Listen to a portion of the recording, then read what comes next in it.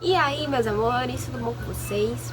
Bom, hoje eu vim falar de um assunto complicado, mas que eu achei importante vir aqui falar sobre isso. Sobre, como vocês já viram no título, relacionamentos abusivos. Sim, eu já passei por um relacionamento abusivo sem saber. Eu era muito novinha e eu não sabia o que era um relacionamento abusivo. E eu tava passando por um sem saber. Eu vou explicar a vocês tudo do começo. Eu conheci um certo menino quando eu tinha uns 14, 15 anos por aí, pela internet, através de um grupo de WhatsApp onde tinha jovens de vários estados. Um grupo da minha ex-igreja, que a gente fazia isso. Conhecia os jovens pelo Instagram, pelo Facebook e fazia esse grupo pra fazer amizades, enfim. Esse jovem pelo qual eu namorei, ele tava em um desses grupos. E ele tinha vários amigos em comuns a mim. Ele conhecia vários jovens que moravam aqui em Pernambuco, que eu já conhecia pessoalmente e tal. E ele entrou nesse grupo, a gente se aproximou, começamos a falar no privado, enfim, fizemos uma amizade. E daí eu comecei a gostar dele. Só que tinha um obstáculo muito grande para poder nós termos alguma coisa se a gente quisesse ter, que era a distância. Ele mora em outro estado. Eu só quero falar sobre esse assunto aqui porque eu sei que tem meninas que passam por isso, tem medo de terminar o relacionamento, ou então até mesmo não sabem o que é um relacionamento abusivo. Então eu achei muito importante passar pra vocês a minha história, que realmente foi uma experiência muito grande que eu tive na vida. Enfim, conversa vai, conversa vem, a gente começou a se gostar muito. Eu, obviamente, me doei mais. E por algum acaso, o meu padrasto, ele tem parentes que moram lá nesse estado onde esse menino morava. Meu padrasto e minha mãe iriam pra lá visitar esses parentes dele. Eu aproveitei, né? Não podia ir sozinha porque eu era menor de idade e minha mãe também não permitia, nem meu pai não permitia também. Eu aproveitei e fui pra lá junto com eles. Chegando lá, conheci o menino, a família dele, tudo e tal, todos evangélicos da mesma igreja que eu na época, porque hoje em dia eu não sou mais dessa igreja que eu fazia parte. Porém, uma coisa antes disso tudo acontecer que eu precisava falar pra vocês. Quando a gente vinha conversando por chamada, WhatsApp, enfim, ele já tava querendo meio que me colocar pra trás, sabe? Por quê? Ele ficava perguntando direto a minha vida financeira como era. Se eu era classe baixa, classe média alta, classe média baixa. E eu sempre disse que eu sou pobre, eu sou pobre. Eu nunca tive vergonha de dizer isso a ninguém. E ele ficava se colocando lá em cima, não, porque eu tenho tudo, eu sou formado em não sei o que, eu trabalho não sei aonde, não, porque minha mãe, ela tem um salão, minha mãe tem muito dinheiro e não sei o que, enfim. Ele ficava, tipo, meio que se vangloriando, sabe, pra mim. E eu acabava me sentindo meio mal, porque eu me achava, assim, uma verdadeira bosta. É a palavra certa. Eu me achava muito inferior a ele. Eu ficava mal com isso, mas tudo bem.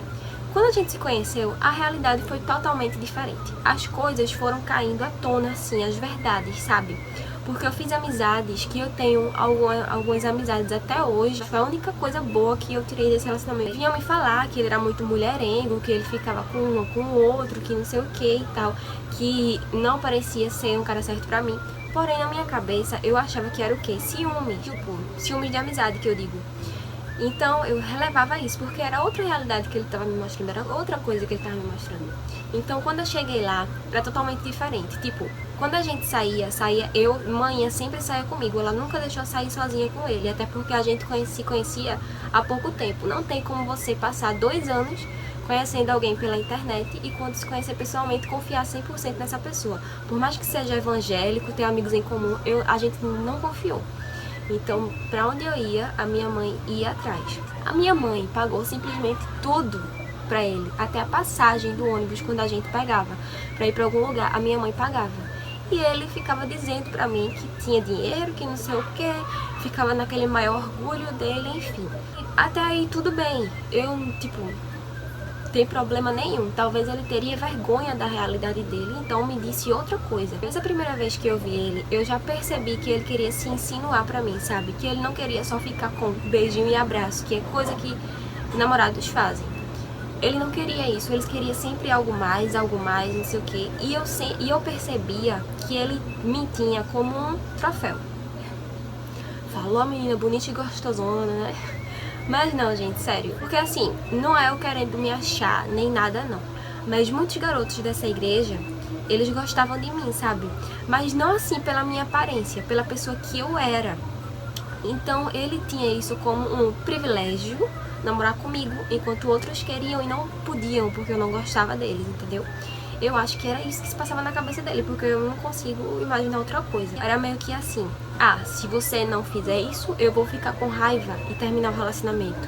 Só que obviamente que eu não fiz. Ele não me falou isso, tá? Mas o que ele dava a entender era isso. Então eu fiquei muito triste, eu fiquei meio assim, sabe, com esse relacionamento. Maninha, quando conheceu ele, não quis permitir de primeira, também por conta da distância, mas porque, mãe, gente, sério, quando a mãe de vocês disserem não vá por esse caminho, não vá, porque elas sabem do futuro, sério. Minha mãe me disse, eu não ouvi, quis porque quis namorar com ele, então meus pais permitiram, mas permitiram meio assim, sabe, meu pai principalmente. Então, voltei pra cá. Uns 2 meses depois, eu ia pra lá de novo. Eu tava fazendo de tudo pra ele vir pra cá, porque o certo é o quê? É o homem vir visitar a mulher, entendeu? E não eu, até porque eu era menor de idade. E ele já se dizia maior de idade, ter 18 anos na época. Ele nunca veio aqui na minha casa, nunca veio conhecer a minha família, nunca. Então, isso já é uma qualidade de uma pessoa que não quer ter algo sério com você. Na volta, eu fui com a minha mãe. Eu não fui sozinha mais uma vez. Só foram essas 2 vezes que eu vi ele pessoalmente, tá? Então, ficava nessa.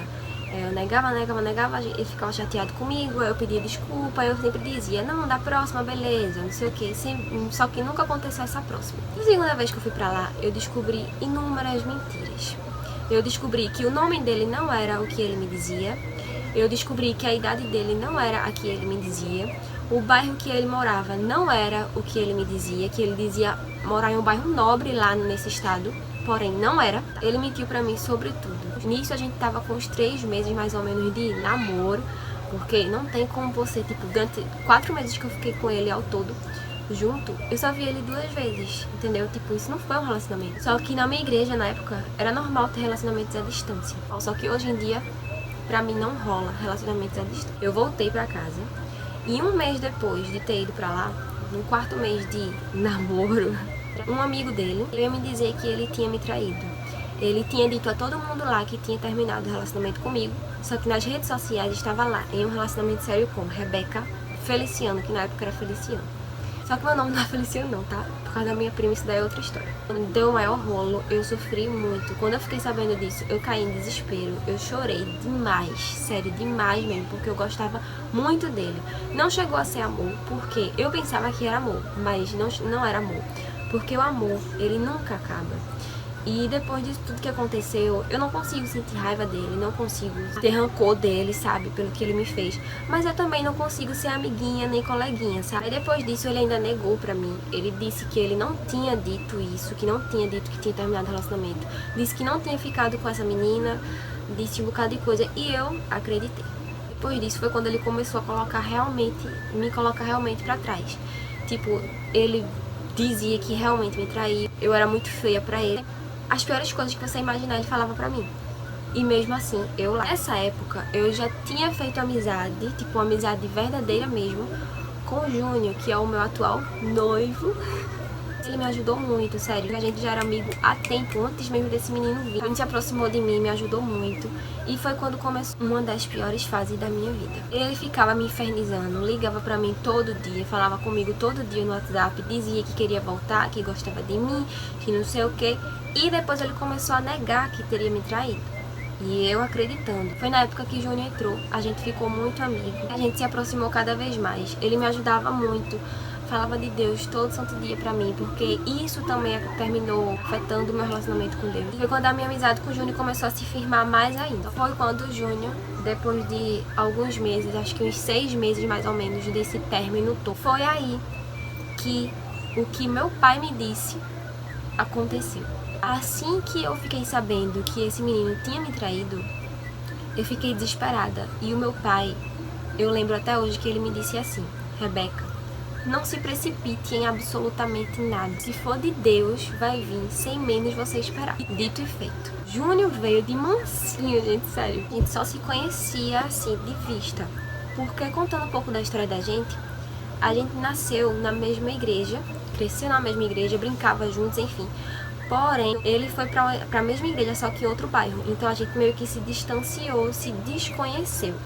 Quando eu completei 14 anos, o meu pai, ele tinha se afastado da igreja, né? Quando eu tinha 4 anos, quando se separou da minha mãe, ele se afastou dessa igreja.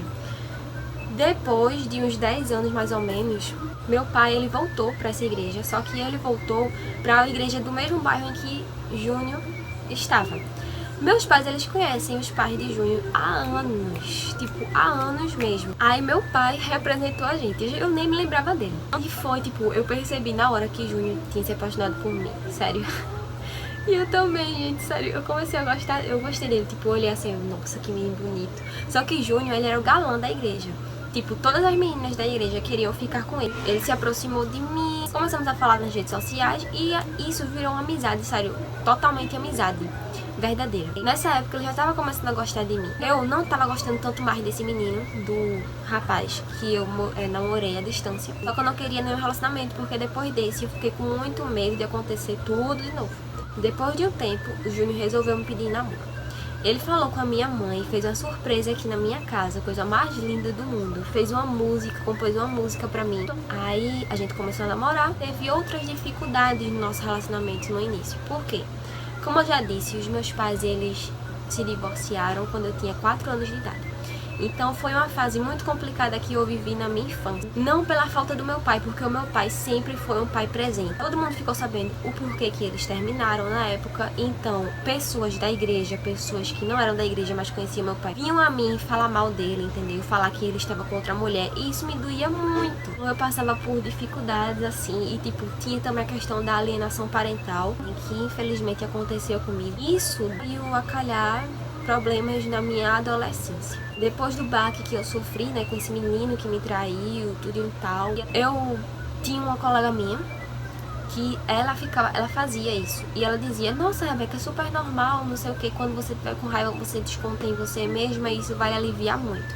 Eu nunca fui de fazer isso, nunca fui de pesquisar essas coisas na internet. Mas eu via ela fazendo e eu acabei achando normal isso, o que não é normal, tá? E comecei a fazer também. Comecei a fazer essa porcaria de me cortar. Cortei a perna, eu tenho a cicatriz até hoje. Foi quando eu realmente provei o amor de Júnior por mim. Eu me cortava, eu começava a chorar, entrava em desespero. Meus pais me levavam para emergência, as pessoas lá me tratavam mal, me olhavam assim de lado, sabe, as enfermeiras, porque achava que isso era uma frescura minha. Só que não, eu já tava meio que com a depressão, ansiedade a mil, mas nessa época eu não sabia o que era ansiedade. Então foi quando eu fui pra emergência, o médico ele me encaminhou para um psiquiatra. Fui ao psiquiatra, ele me deu remédios, antidepressivo, ansiolíticos, e eu comecei a tomar todos os dias. E isso me matava, porque os ansiolíticos mudavam completamente. Assim, tipo, ele me ajudava, mas ao mesmo tempo não me ajudava, sabe? Porque o psicológico eu ficava, nossa, que merda, eu tô dependendo de remédios agora pra poder ficar bem, isso é uma bosta. Eu faltava escola direto, faltava muito mesmo. Eu tive que começar a ter terapia com o psicólogo. Eu comecei a me consultar com o psicólogo. Ela perguntou a minha vida toda. E quando eu fui contando a ela, no final ela me disse, no final da consulta, no último dia que eu fui me consultar com ela, que ela disse que eu já não precisava mais de psicólogo, ela me disse que o problema disso tudo foi a minha infância, a separação dos meus pais, a alienação parental, as pessoas vindo, sabe, trazer pra mim coisas que não deveriam, e isso ficou guardado aqui, ó, no meu subconsciente. E quando eu fui pra adolescência, que aconteceu isso comigo, sabe? Que um menino me traiu, meio que deixou cicatrizes em mim. E fez com que eu me punisse por coisas que a culpa não era minha, entendeu? O modo pelo qual eu me cortava era que, quando eu brigava com alguém, eu me sentia muito mal. Tipo, eu não chegava pra pessoa e dizia, me desculpe, por favor, pelo que eu fiz. Não. Eu chegava pra pessoa e dizia, a culpa é minha. Trancava dentro do quarto e fazia isso. Só que eu não percebia que eu tava magoando as pessoas ao meu redor. A minha família ficava muito triste. Júnior, meu Deus do céu, sério, esse menino teve uma vez que ele chorou tanto na minha frente, pedindo pra eu voltar, pra eu não ser mais assim, pra eu não ficar tão, tipo, como se fosse uma pedra de gelo, sabe? E aquilo dali partiu meu coração. Então foi quando eu decidi buscar Deus, voltar a ser como eu era antes, a dar valor às pessoas que eu realmente tinha ao meu lado, porque eu tinha ganhado na loteria com um menino desse. Gente, qual menino hoje em dia que é romântico a ponto de lhe pedir noivado no karatê? Tipo, quase todo mês, quando fazia aniversário de namoro, ele lhe trazia um buquê de rosas. Todos os dias lembrar você que te ama, todos os dias ser fiel a você, em tudo que faz, todos os dias pensar em você em primeiro lugar e não em nele. Hoje em dia é muito difícil você encontrar uma pessoa assim, e Júnior, ele é assim até hoje. Eu posso dizer que desde o dia quando a gente começou a namorar até hoje, ele nunca me decepcionou. Ele sempre foi um namorado muito bom pra mim. Então, o tempo passou, a gente passou por essas dificuldades. Graças a Deus eu me libertei dessas coisas todas. Desde aquela época eu não fiz mais isso, até porque, né, eu aprendi realmente a lição. Deus escreve certo com linhas certas. Foi preciso que isso tudo acontecesse pra hoje em dia os meus pais serem amigos. Minha mãe, ela tinha muita raiva do meu pai e isso acabava me atingindo de certa forma, entendeu? Depois que isso tudo aconteceu, tudo mudou. Hoje em dia o meu pai frequenta a minha casa, um lugar onde ele não poderia nem sonhar em pôr os pés antigamente. A esposa dele também. A minha mãe conversa com a minha madrasta como se fossem amigas. Ela vem aqui quando quer. E Deus me deu o Júnior, que é um menino que, sério, veio na minha vida só pra acrescentar, sabe? A gente é muito amigo, sério, ele é meu melhor amigo, ele sabe absolutamente tudo da minha vida, moral da história toda. Às vezes, a dificuldade que Deus manda na sua vida é pra você levar como experiência. Eu passei por isso tudo. No final, ele me deu o melhor presente que eu poderia ter ganhado na minha vida. Sério, confiem sempre em Deus. Não deixem que homem nenhum venha dizer que você é feia. Não deixe homem nenhum pisar em você, homem nenhum colocar você pra trás. Se por algum acaso acontecer, terminem.